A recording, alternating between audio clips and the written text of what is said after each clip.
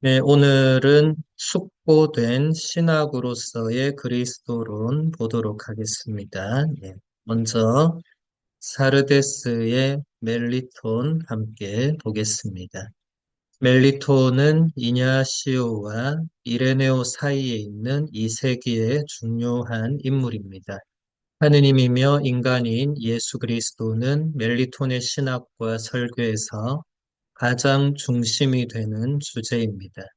예수 그리스도의 신적이고 인간적인 실제는 우리의 구원을 위한 그리고 하느님 곁에 본향으로 인간을 다시 이끌기 위한 보증입니다. 인간은 낙원의 저 높은 곳에서 누리던 하느님의 보호, 즉 구원으로부터 이 세상의 타락과 죄의 권세의 억압 아래로 떨어졌는데 이 억압은 인간을 죽음과 지옥의 심연에 넘깁니다. 이집트에서 했던 이스라엘의 종살이는 이런 실제를 나타내는 사실적인 표상입니다. 하지만 전화는 그리스도를 통해 주님의 육신에서 직접 새로운 파스카의 신비가 완성되면서 옵니다. 네, 이 세기는 이제 안티오키아 이냐시오 성인을 시작으로 우리가 잘 아는 이제 유스티노, 첫 번째 순교자이며 철학자인 유스티노, 또 리옹의 이레네오라는 알려진 인물들 외에도 이렇게 멜리톤처럼 여러분들에게 좀 생소하지만 중요한 교부들이 많았던 시기입니다. 또 포교 교부들의 시대이기도 하면서 또 이 제목처럼 이제 숙고된 신학이 등장하는, 그러니까 참 놀랍죠. 1세기는 이제 아직 캐리그마의 시대였죠. 선포가 계속 이어지는.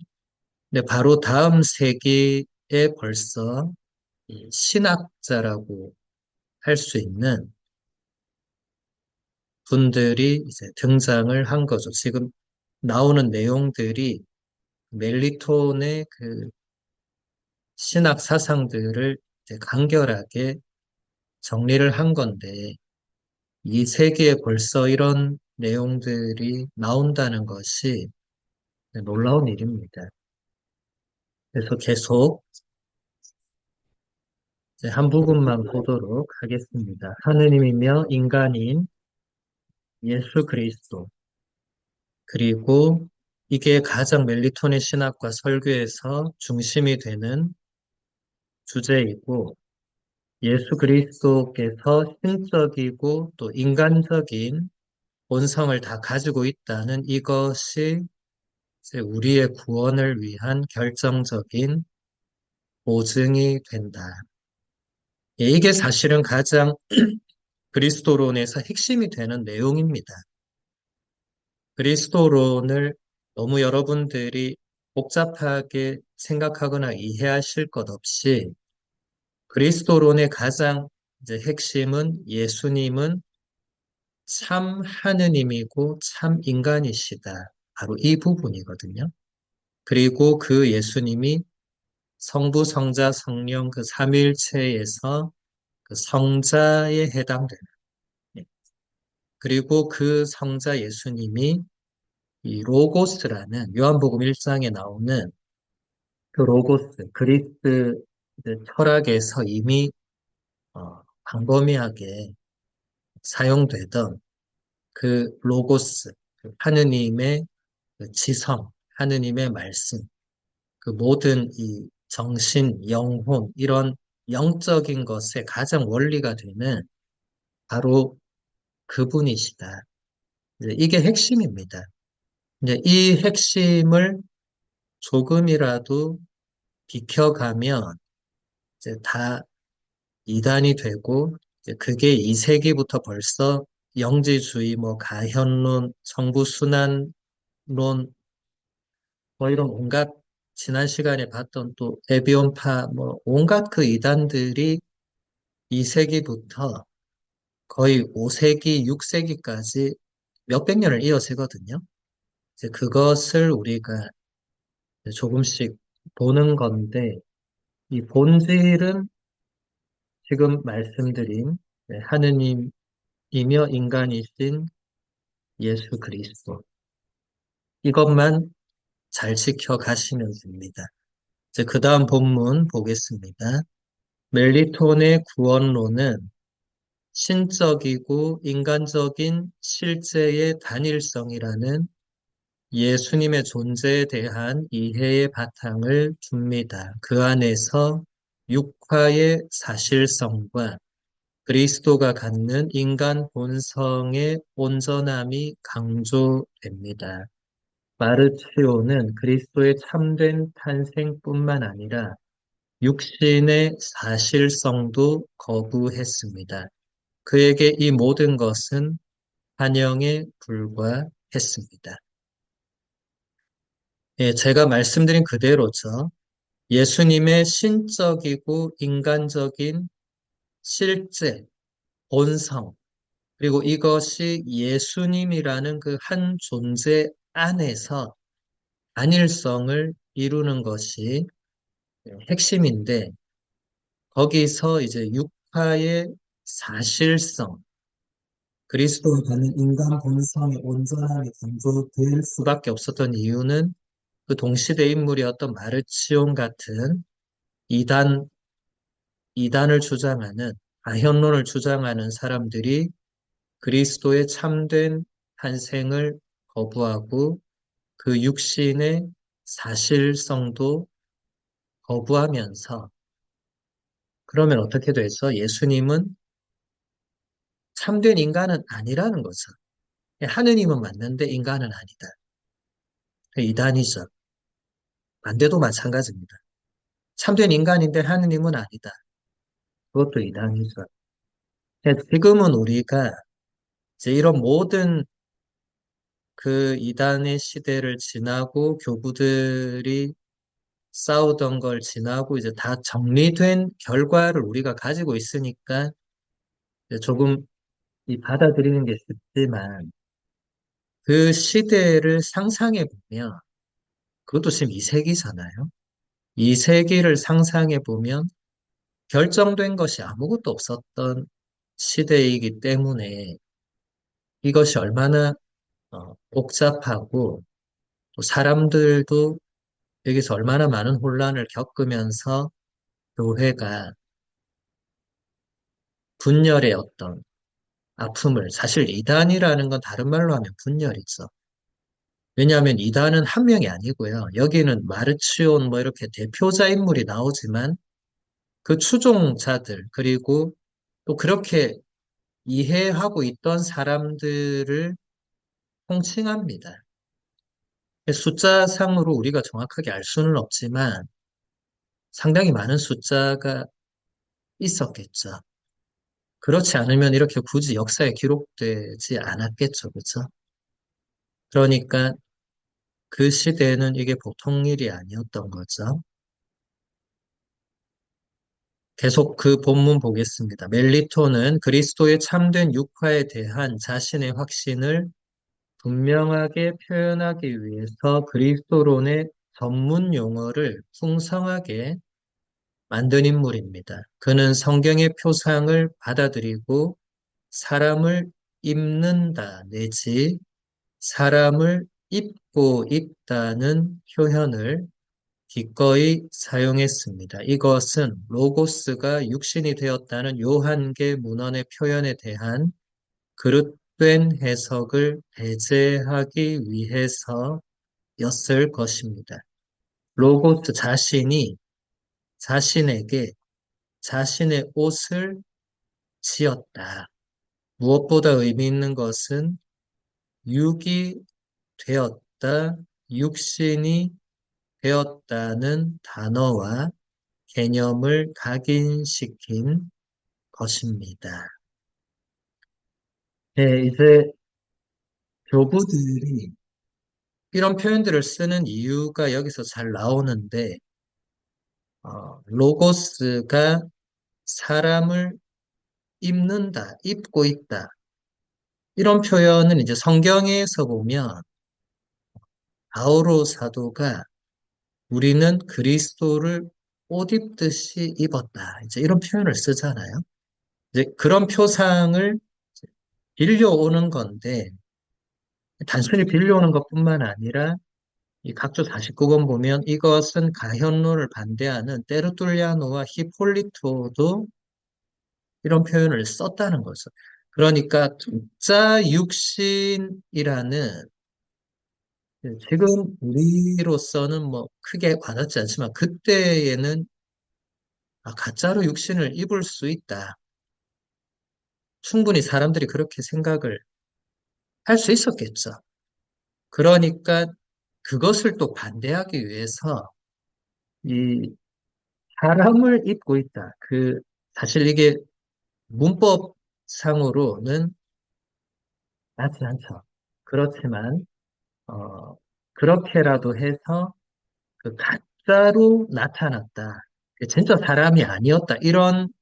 거기에 반대하려고 했던 예수님이 참된 인간이셨다는 것을 또 어떻게든지 표현하고 사람들을 설득시키려고 했던 그 노력이 드러나는 겁니다. 여기서 잘 설명하듯이 이것은 로고스가 육신이 되었다는 그 요한복음을 잘못 해석할 수 있는 그런 여지를 배제하기 위해서였고, 또 그 다음에 그 로고스가 자신의 옷을 지었다. 예. 택수잇이라는 이 표현은 이제 그리스어 그 밑에 보면 육이 되었다. 그 옆에 그리스어가 사르코테이스 그리고 육신이 되었다. 그것은 소마토포이에테이스. 이제 이게 보면 지금 번역은 둘 다 육으로 했지만 사실 여기 사르코테이스는 사르크스는 살이거든요.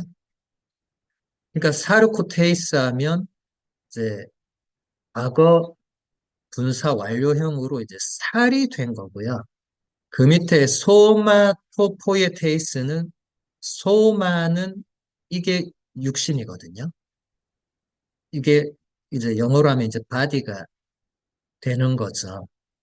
그러니까 이것은 이제 아까 위에서 본 사람을 입었다, 사람이 되었다. 이제 이런 표현에 가까운 거죠. 이런 말들은 이게 다 성경 자체에는 없는 그리스어거든요. 이제 이런 것들을 이제 교부들이 이제 이단에게 반박을 하려다 보니까 어쩔 수 없이 이런 표현을 썼는데 이게 결국은 또 이제 그리스도론의 이제 핵심적인 단어가 됩니다. 이 사르코테이스와 소마토포이에테이스라는 이제 이 단어는 이 가현론, 영지주의, 마르치온 이런 모든 이단들 그러니까 그리스도의 참된 인성과 육화를 반대하거나 거부하는 모든 이단들에게 결정적인 반박의 단어가 됩니다. 그래서 여러분들이 잘 기억을 하셔야 됩니다. 그 다음 본문 보겠습니다.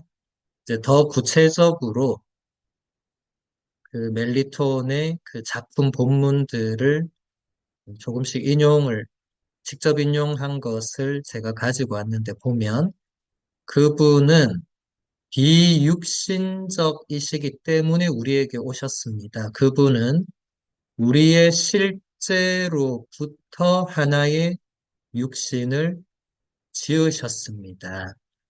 여기서 보면 이제 비육신적 옆에 그리스어로 소마토스 이렇게 되어 있거든요.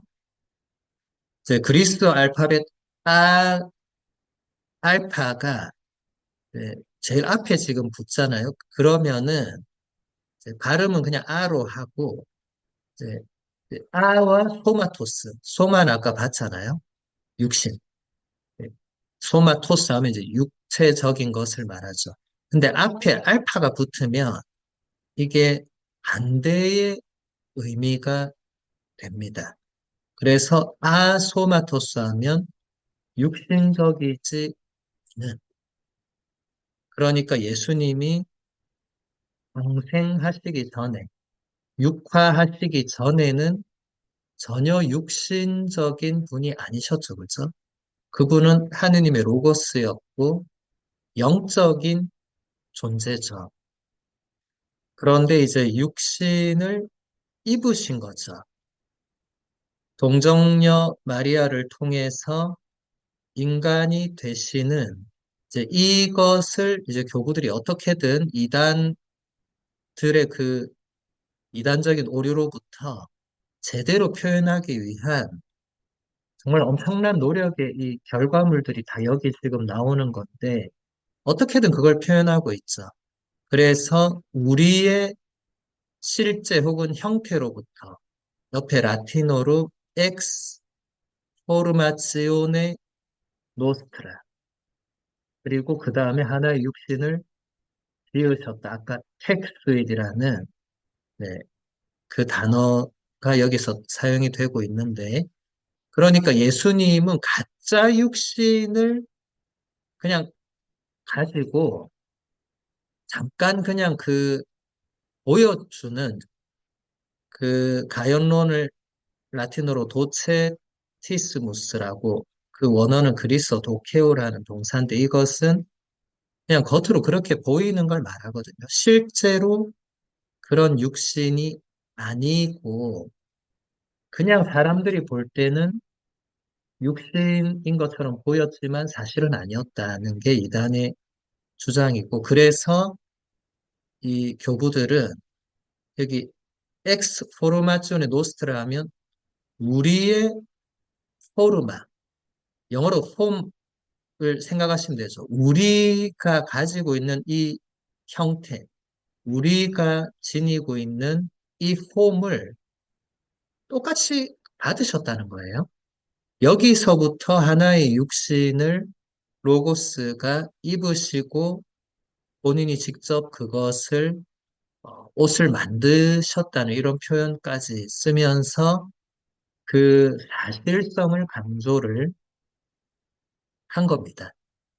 또 그 다음 본문 하나 볼게요. 고통받는 이를 위에서 하늘에서 땅으로 내려와 다시 앞부분 고통받는 이를 위해서 하늘에서 땅으로 내려와 동정녀 마리아를 통해서 자기 자신이 고통받는 이가 되셨으며 인간으로 나타난 그분은 고통받을 수 있는 자신의 몸을 통해 고통받는 이의 영혼을 스스로 짊어지셨고 그분은 육의 고통을 끝내셨습니다. 죽을 수 없으셨던 그분의 영으로 그분은 사람들을 죽이는 죽음을 죽이셨습니다. 네. 가짜로 육신을 입으면 고통도 가짜가 됩니다. 그래서 그 이세기 이단들은 예수님이 고통받고 십자가에 못 박혀서 몸부림치고 했던 게 싹 다 가짜라고 했어요. 우리 오늘날 표현으로 하면 그냥 한편의 쇼를 한 거죠. 왜 그렇게 주장했냐? 하느님은 고통받으실 수가 없기 때문에 그래서 다 쇼였다. 예수님의 고통과 죽음은 다 쇼였고 환영이었다. 그러면 우리는 구원을 받을 수가 없는 거죠. 그래서 멜리토는 이 고통을 여기서 계속 반복을 하잖아요. 그것은 예수님께서 받으신 고통이 실제 고통이셨다는 것을 말하고 있고, 이 굉장히 수사학적 기법도 여기서 돋보입니다.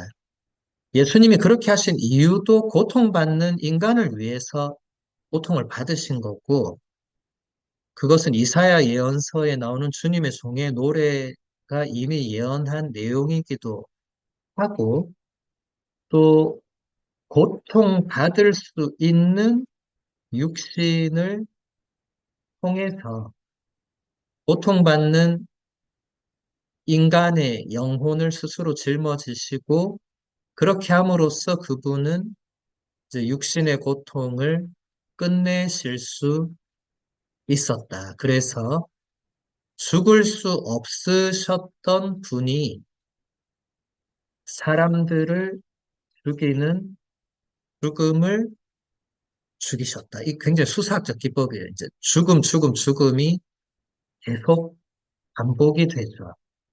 이 죽음이라는 표현은 멜리톤 이후로 많은 교부들이 부활을 설명할 때 이 죽음의 죽음이라는 이 표현을 그대로 사용합니다.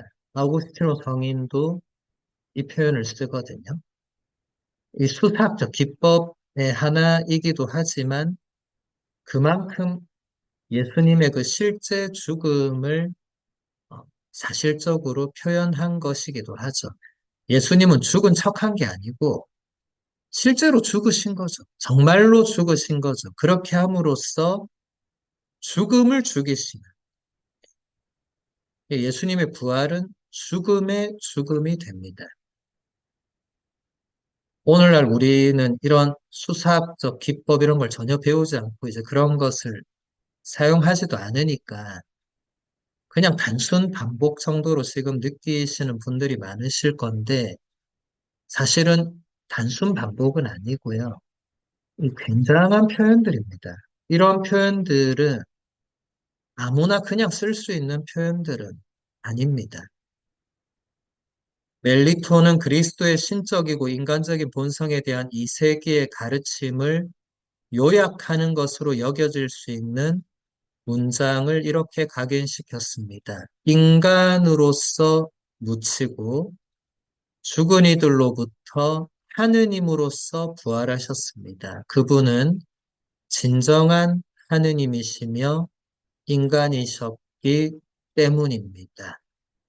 네, 이것이 이 세기 그리스도론을 요약하는 결정적인 문장이라고 할 수 있습니다. 물론 후대에 더 이게 발전이 되지만 일단 예수님에 대한 이 세기 교부들은 이 정도로 이것을 지켜냈다는 거죠. 예수님의 인성과 신성을 지켜낸 거죠. 이단들의 공격으로부터.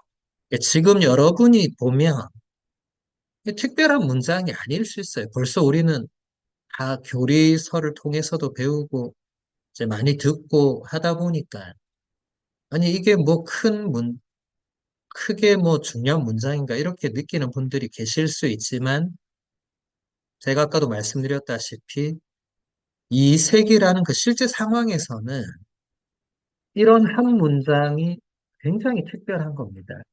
그 수많은 이단들이 난립하던 시절에 사람들이 혼란스러울 때 교부들이 이런 한 문장 한 문장으로 그것을 막아내는 이단의 오류로부터 이 정통 교리를 지켜내는 그 시대에는 정통 교리란 것도 따로 없을 때거든요. 지금 이렇게 교부들의 작품이 이제 정통 교리화 되는 거죠. 역사를 통해서. 그래서 이런 이 발췌문 하나하나가 매우 중요한 의미가 있는 겁니다. 네, 그 다음 본문 보겠습니다. 이제 리옹의 이레네오 성인을 보겠습니다.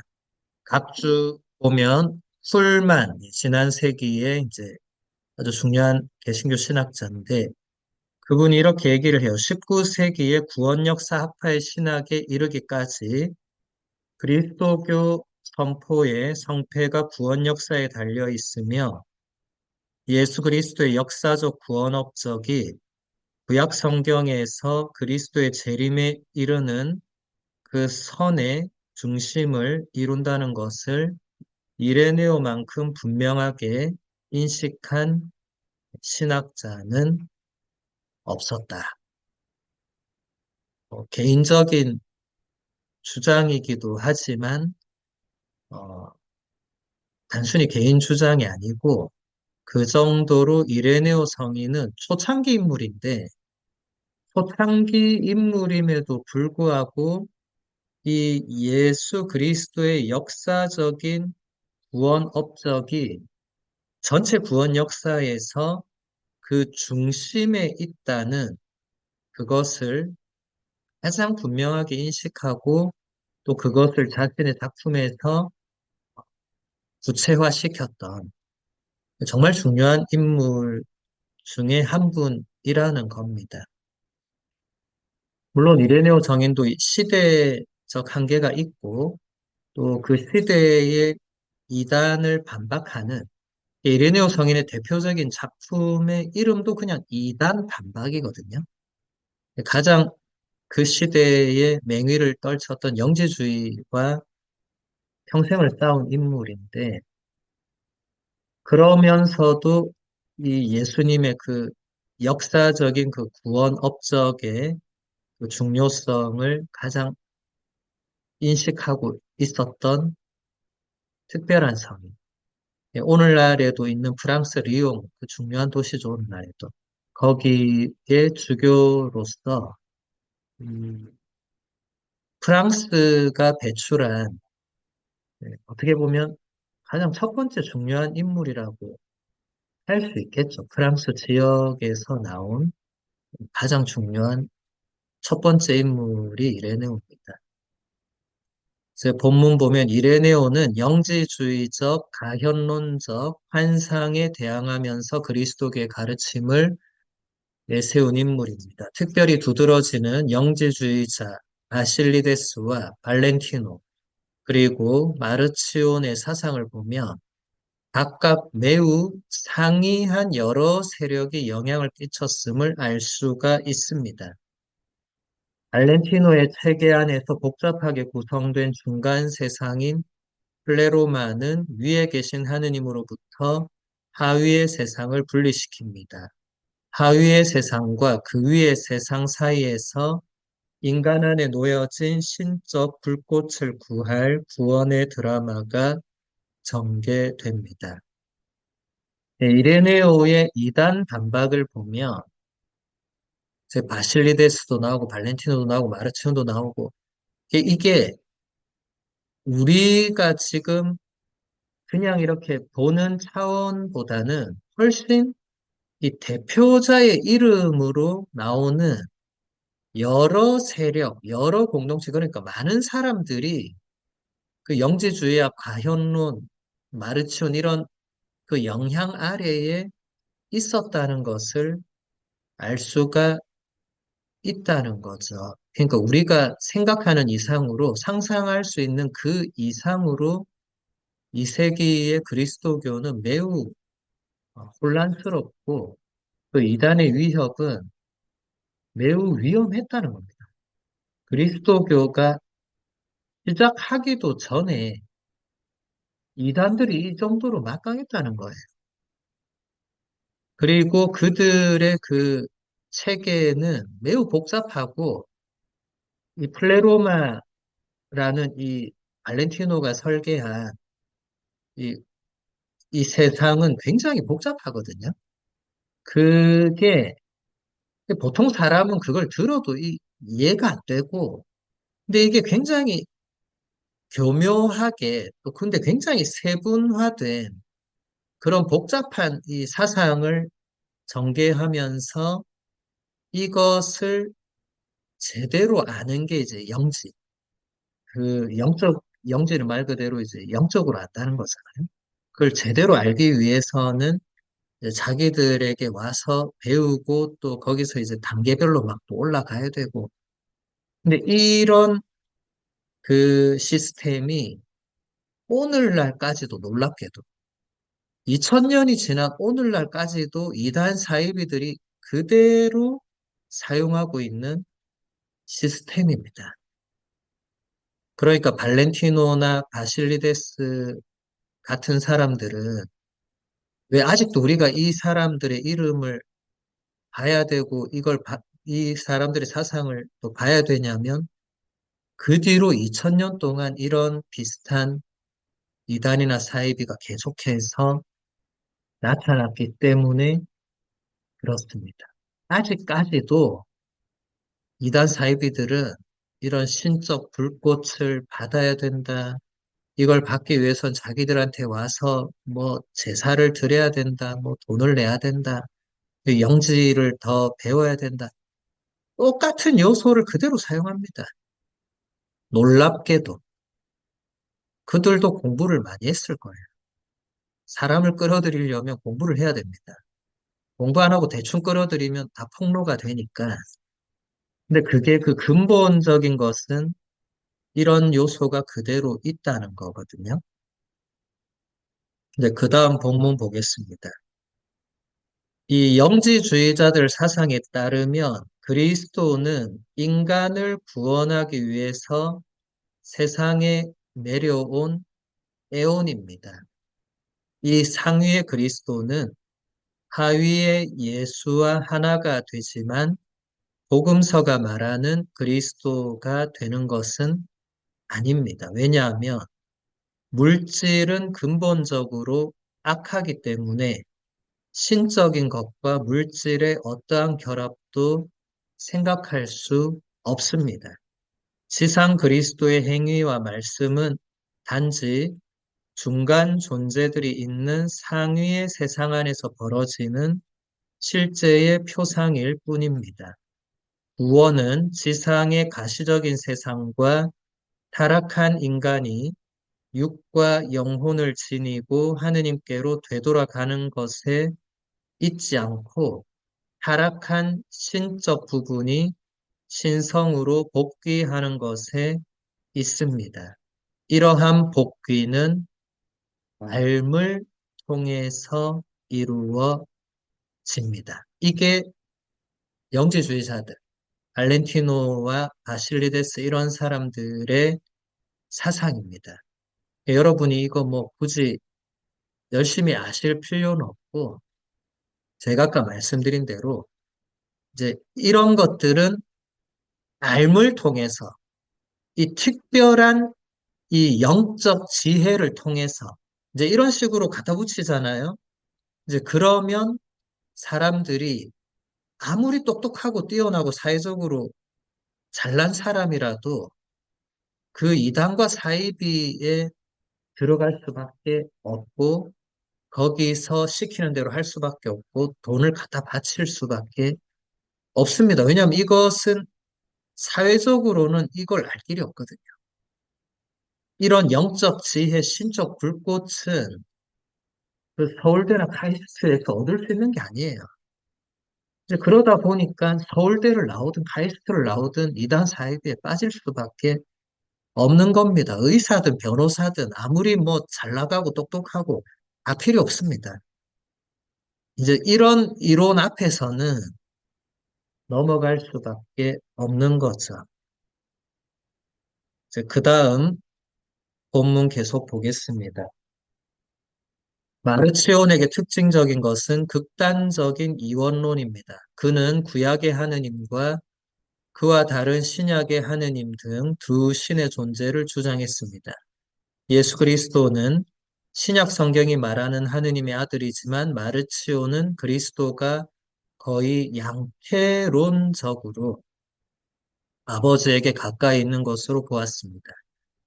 예수는 인간의 모습을 입은 인물 안에 있는 선한 하느님입니다. 그는 순수한 하느님이기 위해서 그것을 다시 벗기만 하면 됩니다. 마르치오는 혼인과 출산, 육체성과 물질을 경멸했습니다. 예, 아까 보았던 그 영지주의자들 주장에서도 물질은 악한 것이다. 마르치온도 똑같거든요. 그 이단들은 오늘날처럼 우리가 지금 가현론이네, 영지주의네 이렇게 세분화시키지만 그 시대에는 본인들이 스스로를 그렇게 세분화시키지 않았기 때문에 그런 요소들이 다 섞여 있습니다. 마르치온이라는 인물도 그 안에 모든 그 시대 이단 요소가 다 들어가 있거든요. 극단적 이원론, 이것은 마르치온만 있는 게 아니라 영지주의도 같이 있는 거고, 마니교도 마찬가지고, 이것은 아우구스티노도 마니교에 10년 가까이 빠져 있었잖아요. 그 극단적 이원론이 이 세기에만 나타난 게 아니고, 아우구스티노는 거의 5세기까지 가는 인물이잖아요. 430년에 죽었으니까. 그러니까 이단은 사라지지 않습니다. 이단은 사이비는 말할 것도 없고, 사이비는 이제 이단의 아류들이죠. 계속 나타납니다. 왜냐하면 이게 결국 남잖아요, 이렇게. 어떻게든 남거든요. 그러니까 다음 세대에서 또 누군가가 이런 것을 또 가지고 사람들을 흐리는 거죠. 홀리는 거죠. 사람들은 넘어갈 수밖에 없는 겁니다. 이 이원론은 지금도 먹히는 이단 생성입니다. 아직도 수많은 사람들은 구약의 하느님과 신약의 하느님이 다르다고 얘기하면 아 그런가 보다 하고 넘어갈 거예요. 근데 제대로 배우지 않으면 이단과 사이비에 넘어갈 수 있는 위험은 여전합니다. 너무나 안타깝게도 2000년이 지나서 모든 것이 다 정리가 되어 있지만 사람들은 이단에 빠집니다. 마르치오는 그리스도가 양태론적으로 이제 양태론은 이제 라틴어 모달리스무스라는 그것을 이제 번역했는데 모달리스무스라고 하면은 이제 모두스 영어로 오늘날도 모드라고 하는 똑같은 말이거든요. 그러니까 이게 모두스 하면 그 모습을 말하는데 일단 그러니까 이 양태론이라는 이단은 하느님이 어떤 때는 성부의 모습, 어떤 때는 성자의 모습, 어떤 때는 성령으로.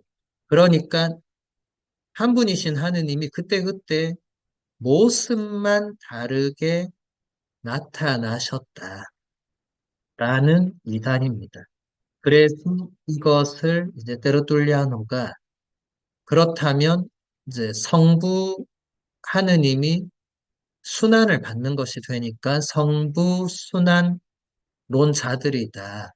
예, 그렇게 예, 라틴어로 빠뜨리 빠시아니스무스라고 그러니까 성부가 순환을 받았다. 왜냐하면 모습만 바뀐 거니까. 다 이단입니다. 그래서 이 결국 이런 것은 다 이단 요소가 혼합이 된 건데 이제 마르치오는 그렇게 하면서 또 혼인, 출산 이런 것도 다 경멸을 해요. 이 이단들의 이 대표적인 것이 영적인 것을 강조합니다. 그래서 이 육체적으로 이루어지는 모든 것을 부정하거나 불결한 것으로 경멸하거나 거부합니다. 사람들이 혹할 수밖에 없죠. 왜냐하면 육신적으로는 이게 약하고 뭔가 자기가 생각할 때도 이게 불결함의 요소가 있는데 그 이단 사상가들이 그런 식으로 딱 얘기해서 여러분은 영적인 것만 추구해야 된다. 이렇게 나오면 당연히 넘어가죠.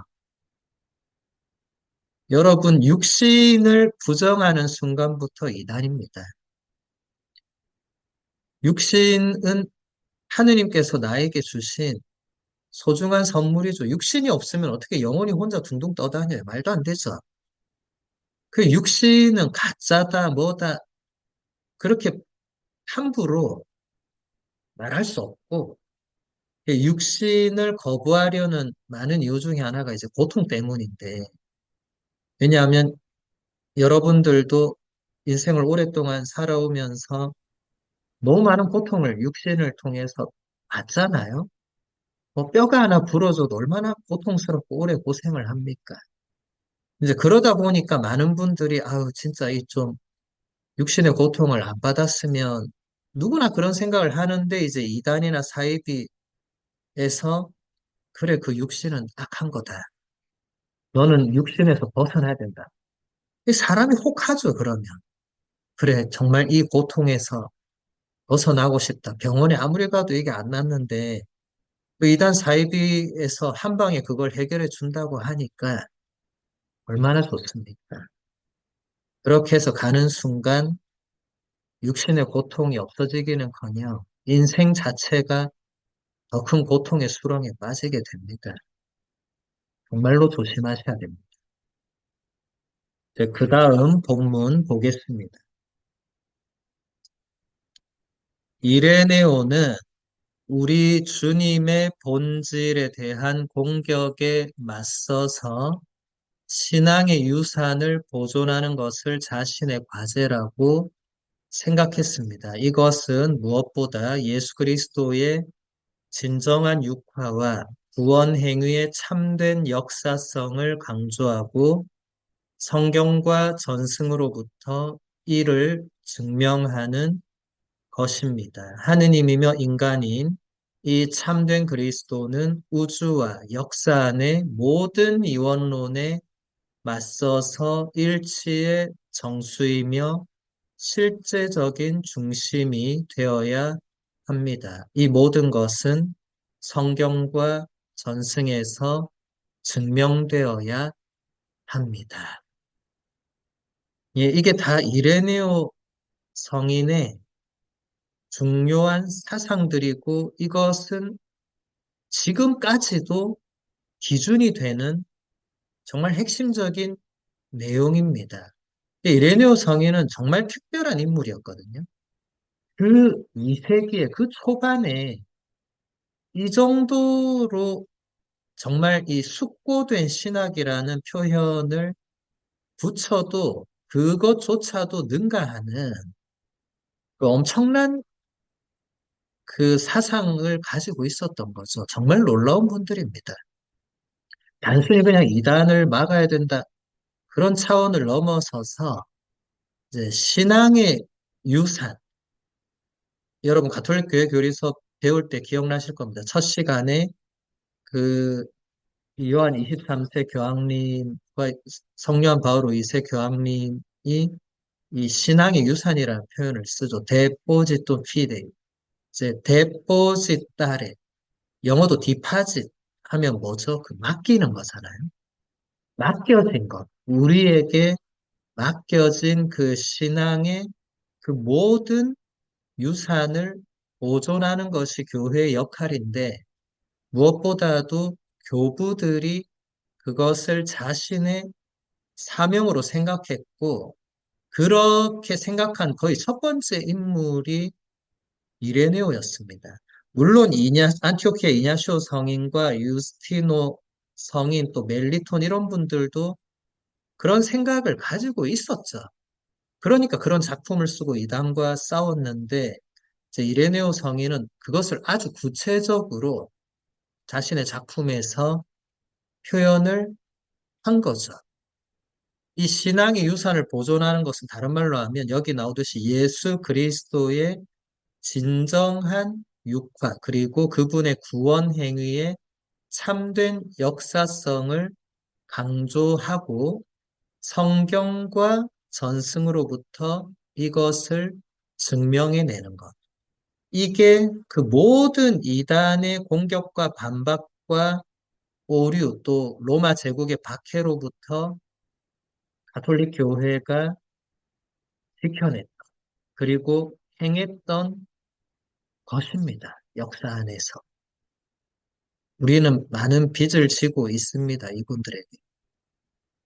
하느님이며 인간이신 참된 그리스도는 우주와 역사 안의 모든 이원론에 맞서서 일치의 핵심이고 실제적인 중심이 되어야 한다는 것이 이레네오 성인의 근본 사상이었고 이 그리스도 중심주의는 모든 교부들에게 이레네오 이후로 가장 핵심적인 주제가 됩니다. 이레네오는 2세기 신학자들, 특히 유스티노 성인과 더불어서 구약 성경을 교회의 신앙의 규범이라는 의미 안에서 해석하려고 시도했습니다. 이레네오는 예형론을 풍부하게 사용한다는 점에서도 유스티노 성인과 연결됩니다. 이 두 사람은 공통된 예형론적 해석의 기본 원리를 지니고 있었습니다. 하느님 곁에 내용이 없거나 무의미한 것은 아무것도 없습니다. 이단 반박 4권에서 얘기를 한 건데 이게 예형론적 해석의 가장 기본 원리가 된다. 이게 무슨 말이냐? 여러분 구약 성경을 읽다 보면 여러분이 충분히 한 번은 생각하셨을 법한 내용입니다. 뭐 저도 그랬고요. 지금도 많은 분들이 구약을 읽다가 굳이 이게 예수님과 무슨 상관이 있을까? 이런 생각을 할 수 있잖아요. 너무 동떨어진 시대, 구약의 시간상으로도 예수님보다 뭐 1000년 이상, 혹은 그 이상, 그리고 굳이 1000년 이상까지 아니라 하더라도 예수님과 아무 상관없을 것 같은 그런 내용들, 특히 그 율법을 세부적으로 막 나열하는 레위기나 민수기, 신명기를 읽다 보면 신자들이 책을 덮을 수밖에 없죠. 이게 굳이 나한테 무슨 의미가 있나? 복음도 읽기도 벅찬데 그럴 수 있죠. 그런데 그런 우리에게 이레네오 성인이 내용이 없거나 무의미한 것은 하나도 없다. 구약 성경에 정말 저 구석 끄트머리에 정말 아무도 눈여겨보지 않는 이야기라 할지라도 그것은 다 신약의 예수 그리스도와 연결된다는 것이 예형론의 핵심 원리가 됩니다. 그래서 여러분들이 구약 성경을 읽을 때 잘 모르더라도 구약에서는 단 한 줄도 의미가 없거나 버려서는 안 됩니다. 이것이 예수님의 그 말씀 있죠. 율법에서는 한 자, 한 획도 없어지지 않을 것이라는 그 말씀의 의미가 바로 이것입니다. 예수님은 구약 성경의 그 어떤 책도 이거는 버려도 된다거나 그렇게 말씀하신 적이 없습니다. 어떤 사람들은 아니 그러면 73권이 전부 다 예수님과 연결이 된다는 말이냐고 물을 수 있죠. 네, 다 연결됩니다. 73권뿐만 아니라 73권 안에 나오는 그 모든 내용들은 다 신약을 미리 보여주는 예형이 됩니다. 그래서 이 예형론적 해석은 교부들만 사용하는 성경 주석의 원리가 아니고요. 오늘날에도 여전히 유효합니다. 성경을 배우시는 분들은 예형론을 먼저 배워야 됩니다.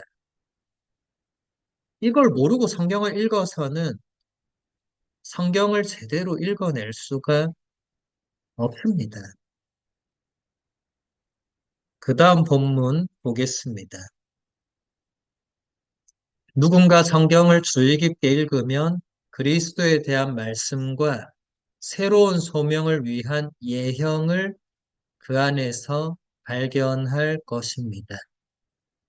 이것은 밭에, 즉 세상에 숨겨진 보물입니다. 밭은 세상이기 때문입니다. 그리고 성경 안에 숨겨진 보물은 그리스도이십니다. 그분은 예형과 비유를 통해 소개되었기 때문입니다. 네, 앞에 부분도 이레네오 성인의 그 사상입니다. 누군가가 성경을 주의 깊게 읽는다면 구약을 말하겠죠, 그렇죠?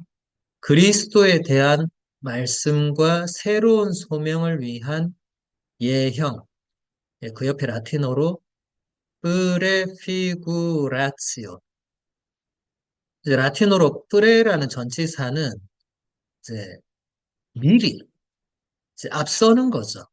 예. 그리고 피구라치오는 그 영어의 피규어가 여기서 나오는 거죠. 그 어떤 모습, 형태, 그러니까 신약에서 나온 인물이나 사건이나 그 모습 형태가 구약에서 미리 나타났다. 뭐 예를 들어 요나 같으면 요나가 3일 동안 고래 뱃속에 있었잖아요. 예수님이 그걸 얘기하잖아요. 요나가 사흘 밤낮을 그 고래 뱃속에 있었던 것처럼 사람의 아들도 3일 동안 그 땅 속에 있을 것이다.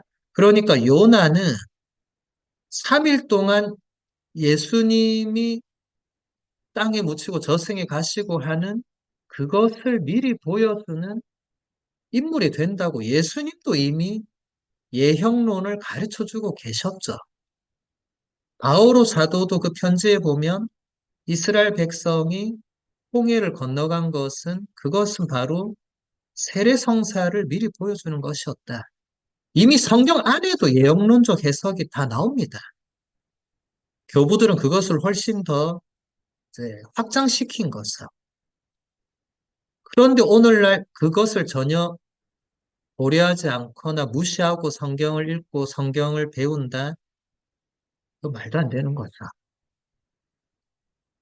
창조와 그리스도의 육화와 구원과 부활은 다양한 부분적인 사건들로서 함께 하느님의 총체적인 구원 업적을 이룹니다. 구원 경륜 개념으로부터 이레네오의 그리스도를 머리로 하여 하나가 되는 것의 의미도 평가되어야 합니다. 그리스도를 머리로 하여 하나가 되는 것은 그리스도의 행위로서 그리스도께서 자신과 성령 안에서 아버지의 단일한 구원 결정을 실현시키기 위해 수행하는 특별한 기여입니다. 예, 그리스도를 머리로 하는 그리스도의 몸의 신비체 이것은 이미 사도 바오로가 자신의 편지에서 얘기를 한 것이고 이제 이것을 이제 이레네오 성인부터 이제 그 뒤에 거의 모든 교부들은 이제 그리스도가 머리가 되고 우리는 그분의 그 지체가 되는 머리라는 것은 비유적인 거죠. 물론 우리의 지금 이 머리를 말하지만 우리도 보면 사람이 머리가 중심이 되잖아요. 그리고 나머지는 다 딸려서 머리가 시키는 대로 행동하잖아요. 그래서 이게 그리스어로 여기 보면 아나 케팔라이오시스 이제 그리스어 케팔레를 이제 이 전문 신학 용어로 변형시킨 거죠. 라틴어로 하면 레 까피툴라지오 라틴어로 까풋하면 머리거든요. 영어로 캡틴도 여기서 나온 겁니다. 그러니까 그리스도께서 머리가 되시고 그리스도께서 중심이 되시고 그리스도께서 가장 그 머릿돌이 되셔서 그분을 가장 중심으로 해서 하나를 이루는 이게 교회죠. 그리스도의 몸이죠. 그렇게 해서 이 구원이라는 것도 결국 그리스도라는 이 한 분을 통해서 그 모든 구원 역사가 다 이루어지고 완성된다는 그 엄청난 신학 용어입니다. 앞으로도 계속 보게 될 것입니다. 네, 그 다음 본문 보겠습니다. 우리가 입증한 것처럼 한 분이신 아버지 하느님과 우리 주님이신 한 분의 그리스도 예수님이 있습니다. 그분은 전체 구원 계획을 관통하셨고 모든 것을 자신 안에서 총괄하셨습니다. 그리고 이 모든 것에는 하느님의 창조물인 인간도 포함됩니다. 그러니까 보이지 않는 그분이 보이게 되시고 파악할 수 없는 분이 파악할 수 있게 되시고 고통을 받을 수 없는 분이 고통을 받을 수 있게 되시고, 말씀이 사람이 되심으로써 그분은 인간도 자신 안에 총괄하셨습니다. 예, 이게 아까 본 그 아나케팔라요시스, 라틴어로 레 카피툴라치오. 우리말로 번역이 대단히 어려운데 여러분들이 아마 지나가다가 책에서 본 표현들은 아마 그리스도 수렴 사상 혹은 그리스도 총괄 사상. 지금 여기서도 총괄로 번역을 했죠.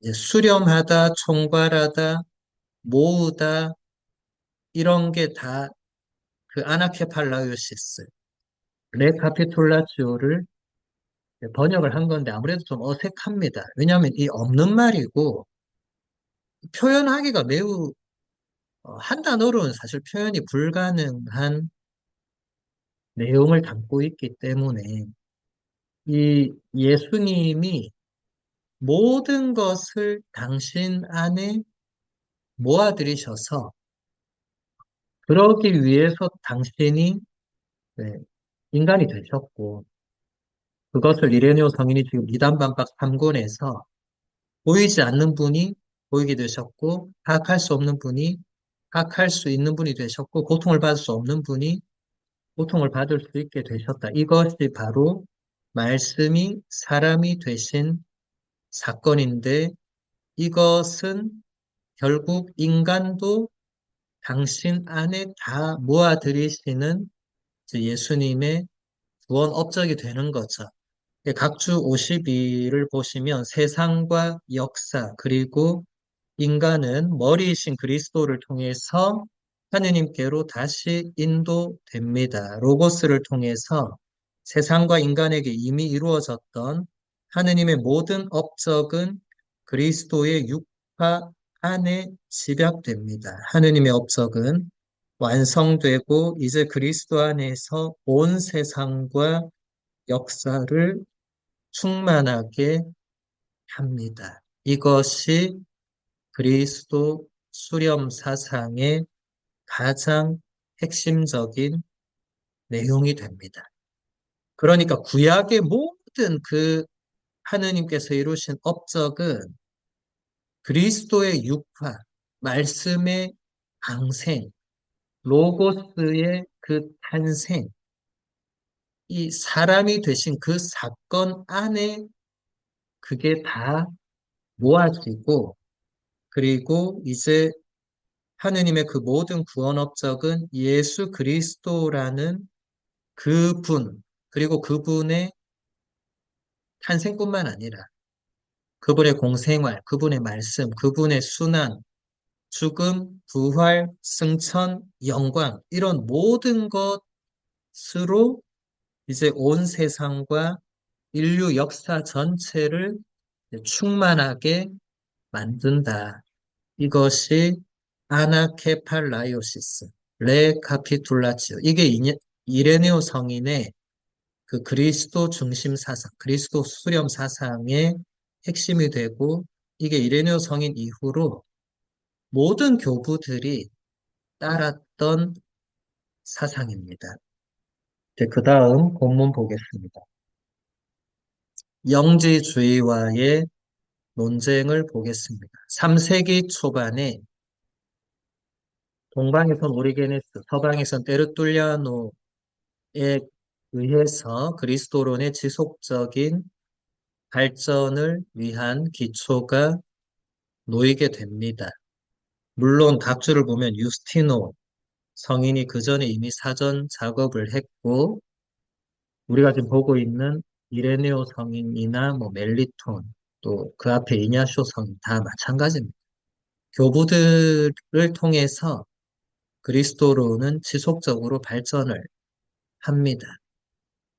영지주의와의 논쟁은 교회가 신앙 규범의 틀 안에 있는 완결된 성경의 전통과 사도적 전승의 가치를 본격적으로 인식하게 주었습니다. 이 인식은 이어지는 시기에 삼위일체와 그리스도로 논쟁에서 지속적으로 교정되고 신학 안에서 교부들의 논거의 도입을 통해 강화되었습니다. 동시에 교회는 전수된 신앙의 유산에 대해서 더 깊이 숙고해야 한다고 여기게 되었습니다. 이때부터 신학적 숙고, 학문적 신학, 사변 신학이 탄생하게 되었습니다.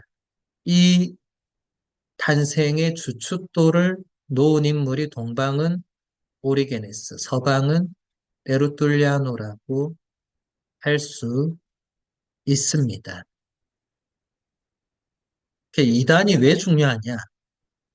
여기 밑줄 그은 부분 다시 한번 잘 보세요. 영지주의라는 그 이단, 이제 초세기에 완전히 우리 교회를 위협하고 정말 위험에 빠뜨린 그 엄청난 이단과의 그 교부들의 논쟁이 어떤 면에서 중요했는가?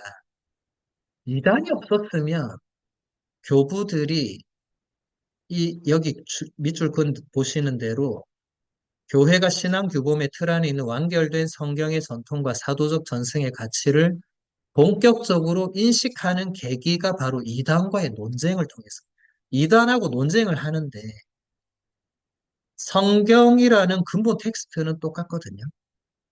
이단도 성경을 들고 오거든요. 그리고 다르게 해석을 하거든요. 그러니까 교부들이 아니 똑같은 성경 말씀을 저렇게 다르게 해석하면 그럼 무엇을 근거로 반박을 할 수 있는가? 거기서 이제 사도적 전승의 가치, 그리고 교부에서 교부로 이어지는 이 성전의 가치가 점점 더 드러나게 되는 거죠. 계시의 원천은 성전과 성경입니다. 성경만으로는 이단과 사이비를 물리칠 수가 없습니다. 똑같은 성경을 사용하는데 어떻게 물리칩니까? 그러니까 교부들의 논거, 이게 결정적이 됩니다. 그러니까 지금 우리가 계속 보고 있는 이냐시오, 유스티노, 이레네오, 멜리톤, 오리게네스, 테르툴리아노도 나중에 이단으로 넘어가지만 넘어가기 전까지의 그 사상들은 이제 교부들이 이렇게 말했다라는 것이 정통 신앙, 올바른 교리, 그리고 성경에 대한 진리의 참된 해설의 근거가 됩니다. 이제 그러면서 교부들은 전수된 신앙의 유산을 더 깊이 숙고해야 되는 또 과제를 인식하게 된 거죠. 영지주의 이후로도 계속 이단이 발생하거든요.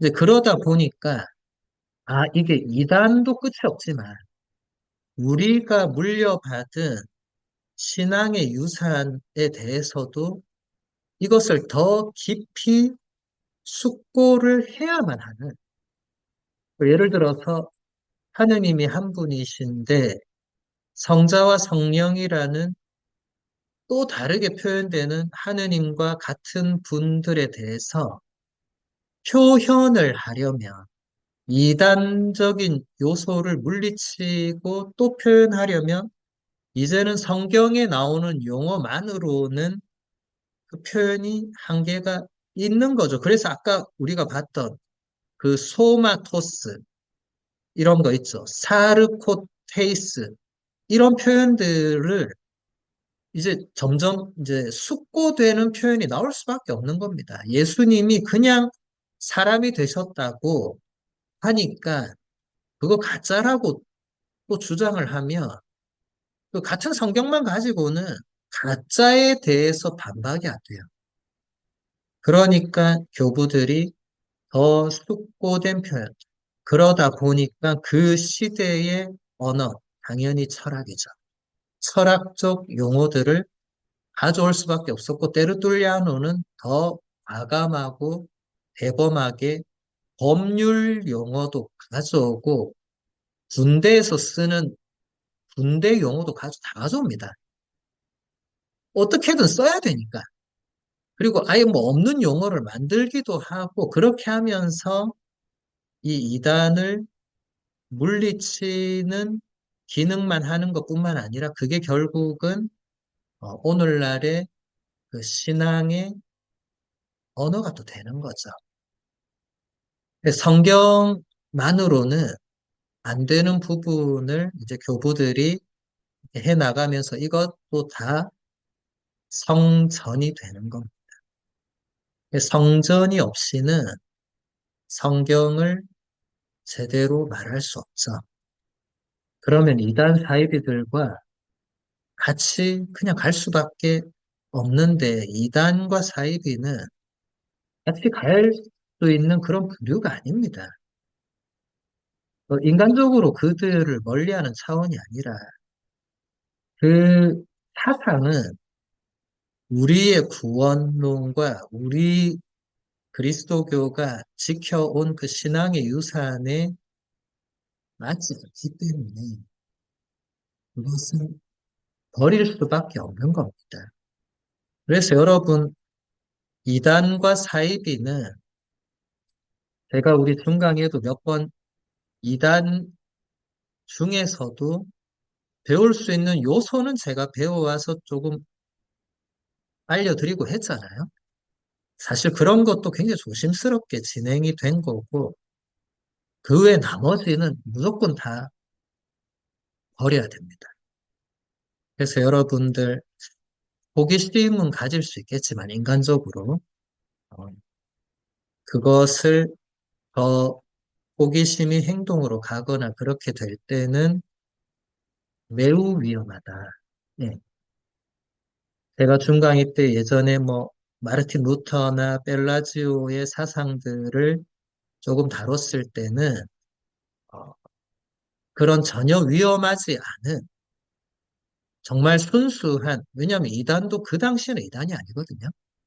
순수하게 그 예수 그리스도를 따르고자 하는 열정이 담겨 있는 그런 내용들이 있습니다. 오늘날 이단 사이비는 그 옛날 이단들하고는 비교도 안 됩니다. 품격이 달라요. 오늘날은 정말 너무나 저질 하급 수준이고, 말 그대로 사이비, 아류, 그냥 그런 수준밖에 안 되고, 근데 예전에는 이단이 주교나 사제도 있었거든요. 뭐 주교나 사제가 그냥 이단이 되는 게 아니고 그들 나름대로는 열심히 성경을 해석하고 묵상하고 어떻게 하면 더 이것을 신자들에게 전달할까 고민하고 그런 과정에서 이제 조금 엇나가는 거죠. 그러면 엇나가지 않은 부분이 남아 있는 거죠. 영지주의하고 또 다른 겁니다. 영지주의는 처음부터 주교나 사제가 빠져든 게 아니고 그 마르치온이나 발렌티노나 바실리데스라는 그런 아직까지 이름까지 남아있는 그런 인물들이 그런 걸 주장을 하면서 교회를 혼란에 빠뜨린. 이단도 여러 종류가 있습니다. 굉장히 서로 다릅니다. 성격이 달라요. 그 시대의 이단을 우리는 볼 수밖에 없습니다. 왜냐하면 그걸 통해서 어떻게 더 그 정통 교리, 그 신앙의 유산이 교부들에 의해서 지켜지고 표현되고 그게 다음 시대에 더 발전이 되는 모습을 우리가 점점 더 보기 때문에 그렇습니다. 이제 그 다음 본문을 보겠습니다. 예수 그리스도를 하느님의 아들로 그리스도교 신앙의 새로움으로 고백하는 것은 이중의 증명을 요구했는데 하나는 그리스도교 신학이 유다교의 유일신 사상에 통합되는지였고 다른 하나는 그리스인들의 철학적 유일신 사상에 부합할 수 있는지 아니면 심지어 그것을 능가하는지에 관한 것이었습니다. 이것이 초세기에 포교 교부들과 정통 교부들에게 가장 중요한 이제 두 가지 증명이었고, 이 두 가지를 증명하기 위해서 그 모든 교부들이 그 작품을 쓰면서 이 두 가지를 증명하려고 했거든요. 그리고 실제로 증명해냅니다. 해결책은 하느님 안에서 참된 단일성을 진정한 차이, 아버지, 아들, 그리고 영과 결합시킬 가능성에 달려 있었습니다. 또 교회는 하느님이 사람이 되셨다고 진술하는 것이 어떤 의미인지를 점점 더 인식하게 되었습니다. 그리스도교 신학자들은 영지주의로부터 아버지 하느님과 인간이 되신 아들 하느님에 대한 그들의 믿음을 하느님과 세상에 대한 전체적인 이해 안에 정립하고 그리스도교적 세계관과 역사관을 형성해야만 했습니다. 예, 각주 54번 보면 영지주의자들은 유출론을 통해서 세상 위에 있는 하느님이 어떻게 인간과 접촉할 수 있는지, 특히 세상 위에 있으며 세상에 맞서 있는 하느님이 어떻게 그럴 수 있는지를 설명하고자 했습니다. 그러다 보니까 이제 그리스도교 신학자들, 교부들은 이 그리스도교의 세계관과 역사관이 있어야 된다는 또 이런 인식이 생긴 거예요. 영지주자들이 이런 식으로 막 세상을 설명하고 이게 이 창조주 하느님으로부터 에온이 발생해서 거기서 이제 에온이 또 하느님의 정신과 영으로 나뉘고 그게 예수고 성령이고 그 다음에 창조물이 나오고 막 이런 식으로 복잡하게 설명을 하니까 그 사람들이 또 혹하잖아요. 그러니까 그게 아니고 이제 우리 그리스도교는 이제 하느님께서 영원으로부터 계셨던 그 하느님이 당신의 말씀, 로고스를 통해서 세상을 창조하시고 그 세상에 이제 결정적인 때가 되었을 때 이제 그 로고스이신 분이 이제 육신을 입으시는 이제 육화 이런 구원 역사 우리 나름으로 그 성경을 정통적으로 해석하는 이제 그 작업을 하게 되었고 여기 중간에 교회는 하느님이 사람이 되셨다고 하는 그 요한복음 1장의 그 진술이 어떤 의미인가 그리고 바로 그 위에 하느님 안에서 참된 단일성을 그 차이점, 아버지와 아들과 영의 차이점과 어떻게 결합시키는가. 점점 이제 삼위일체론으로 하게 되죠. 그렇죠? 이것이 이제 그 다음 세기에 이게 본격적으로 이제 또 논의가 되고 숙고가 됩니다. 이제 그 과정에 있는 거죠. 그래서 이제 나머지 이제 히폴리토와 호교론자들의 로고스로는 예, 집에서 꼭 읽어보셔야 또 다음 시간을 어, 공부하는데 도움이 될 것입니다. 오늘은 여기서 마무리하고 마침 기도로 성모님께 보호를 청하는 기도 바치겠습니다.